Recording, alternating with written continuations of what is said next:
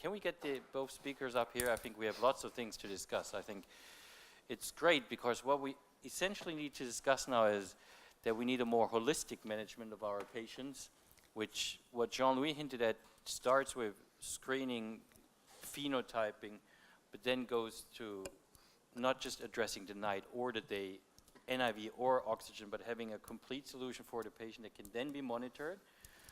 And after all, we just need to manage more than devices. We need to manage the head of the patient, which is in between, because he can have all the devices in the world.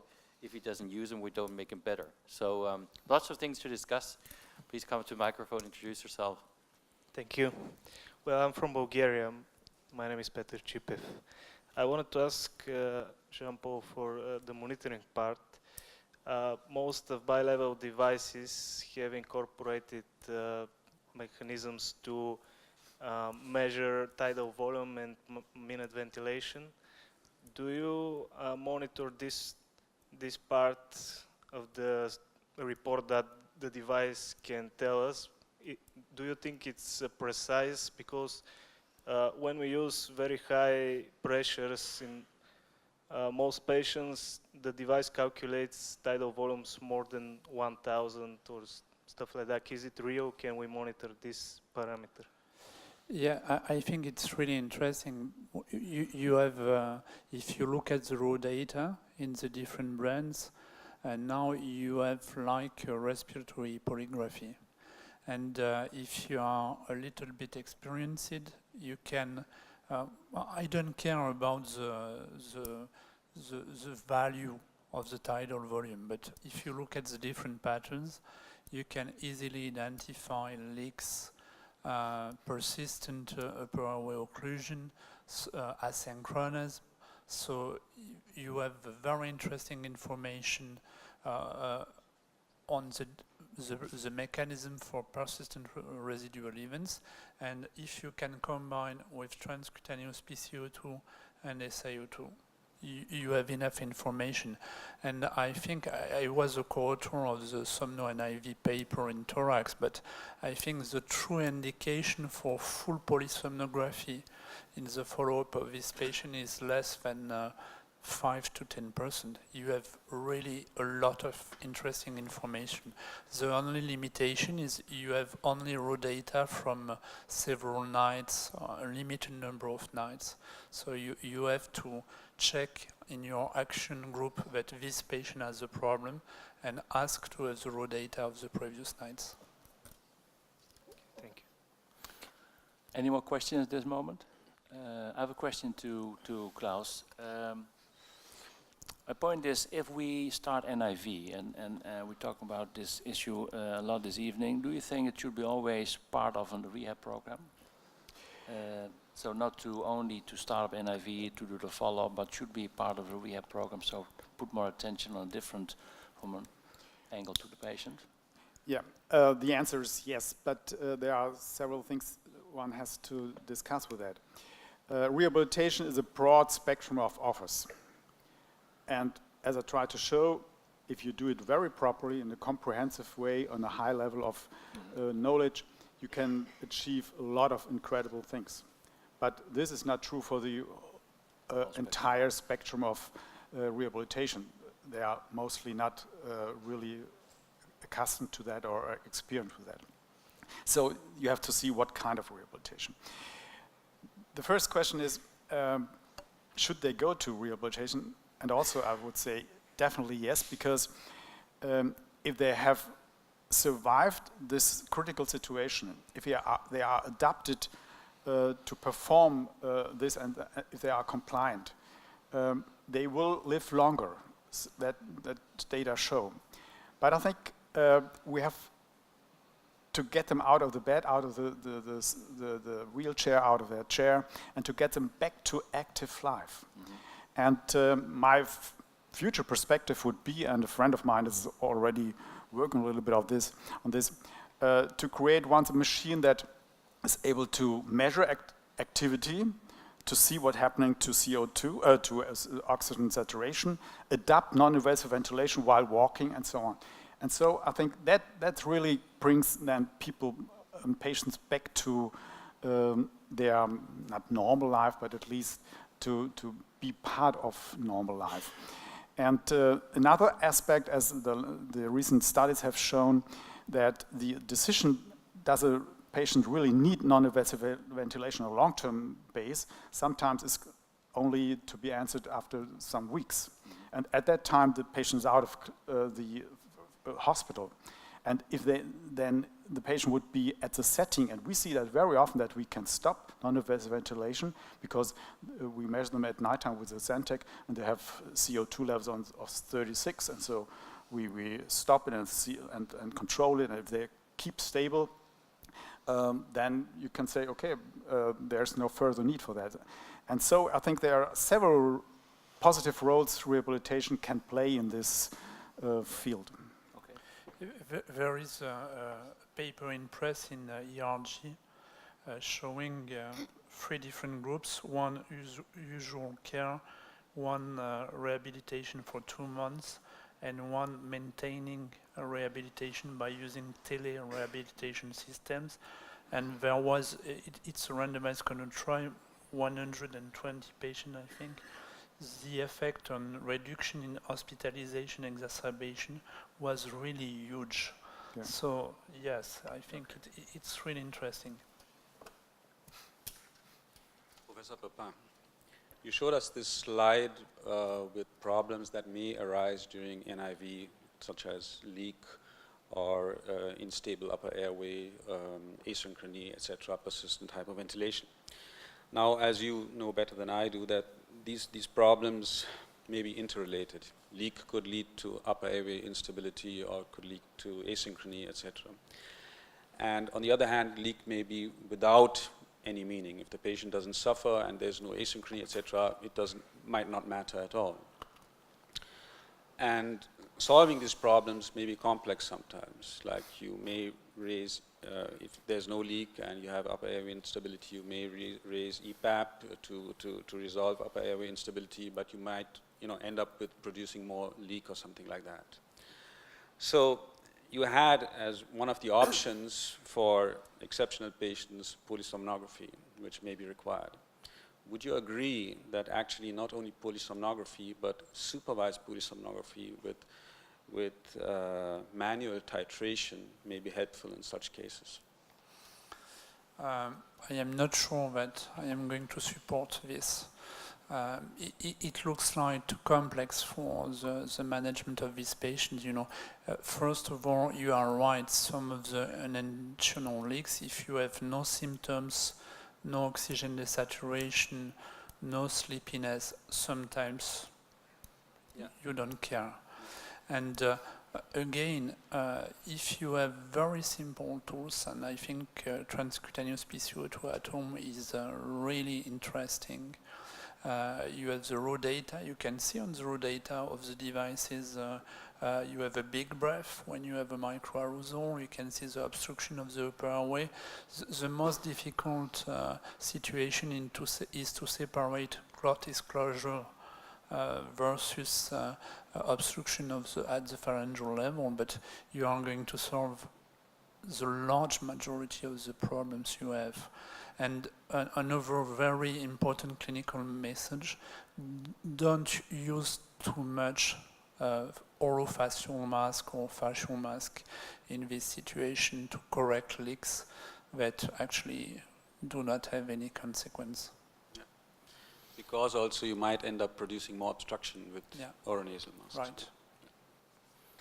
Let us take the discussion to 2 more, I think, important points of the symposium. One is what you presented, Jean-Louis, which we need to discuss, looking at data rather longitudinally than taking clinical decision on one appointment, which we normally do. I mean, we see our patients 10 days a year, and we think we can influence with that 355 others. I think that's one topic. The other topic I would like to start a discussion on is, Klaus, you showed a very nice study about oxygen. I mean, we use oxygen quite bluntly in clinical practice. Nobody really looks after it. You write a prescription, it's 2 liters for Christmas, for New Year's Eve. It doesn't matter if you're on your treadmill or if you're having a birthday party.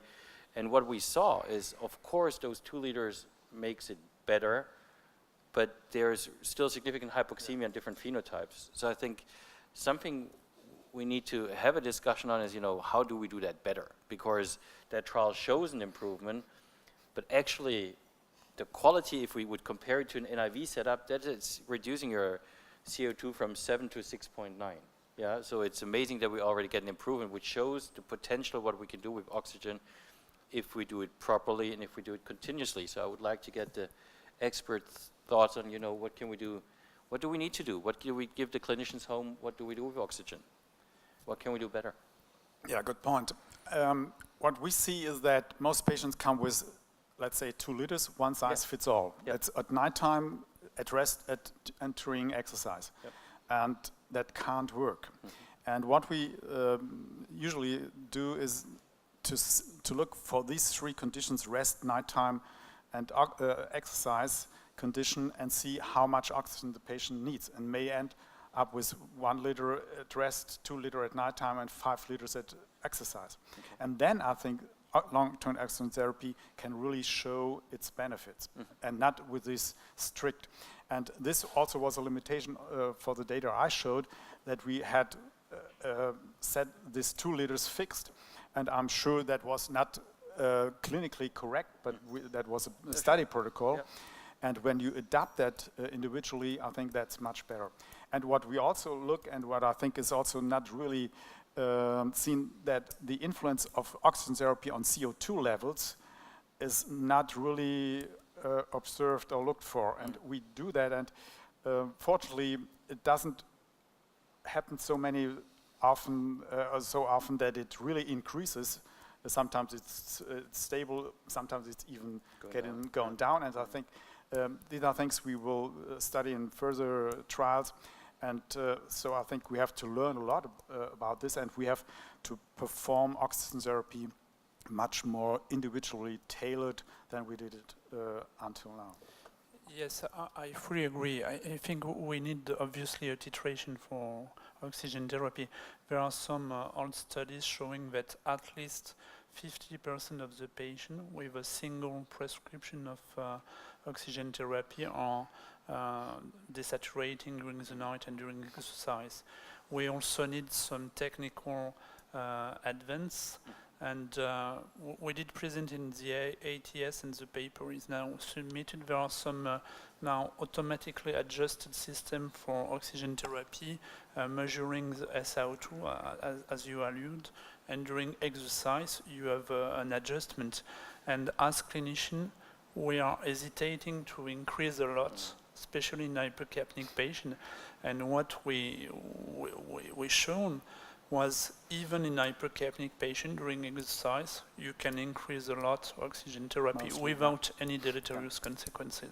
So yes, we have to implement new modes for titration and follow-up of oxygen therapy. And I think to add to that then, because I love what you said about activity, because I think that's our major problem in COPD patients. I think activity is the better drug for the lungs than dual bronchodilation. But then we need solutions that they can apply it. Because if you give a 75-year-old a 2-liter cylinder, which needs 3 grandchildren to carry it, I think that makes it also difficult to support daily activity. So I think there's an unmet need, I think, that we have to address.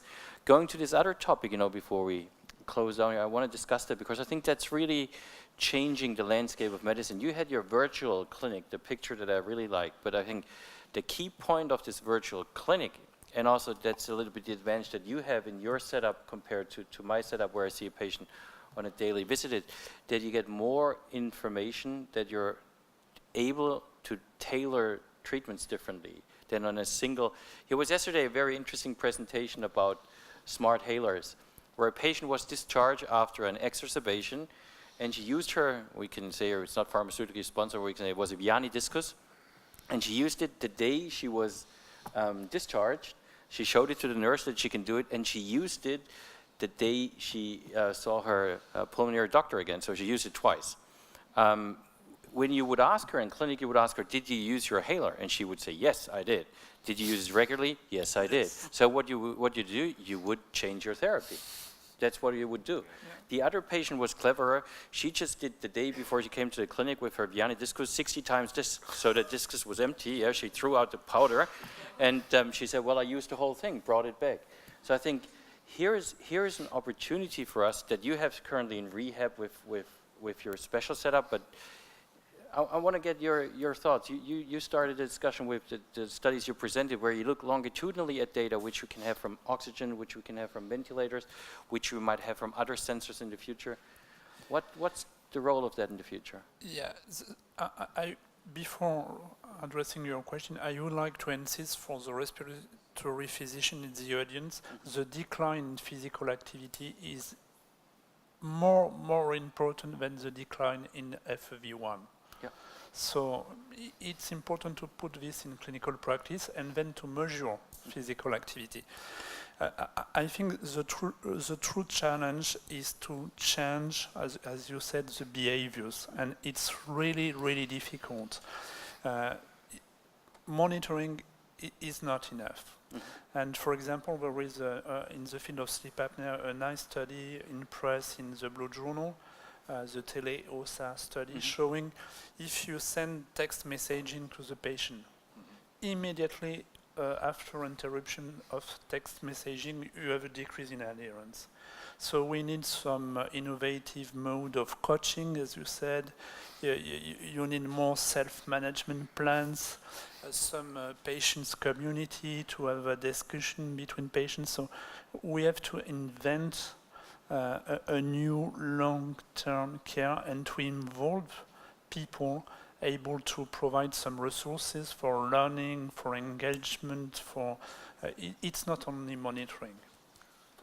What I think is that's the most important point is to change behavior. But if you look backward, let's say 10 or 20 years, I think we didn't succeed in changing it. Yeah, so I think that's the big problem we have. And I think the patients, we all talk about NIV and oxygen and medication, but in the end, when a patient will stop his or her rehab program, he will fall back to the old situation. I think that's the main, in my view, one of the main problems. So we need to use medical devices to augment change of behavior. On the other hand, we can, because with a ventilator the patient can walk longer, so we just need to get that all under one umbrella in the future, a more holistic management.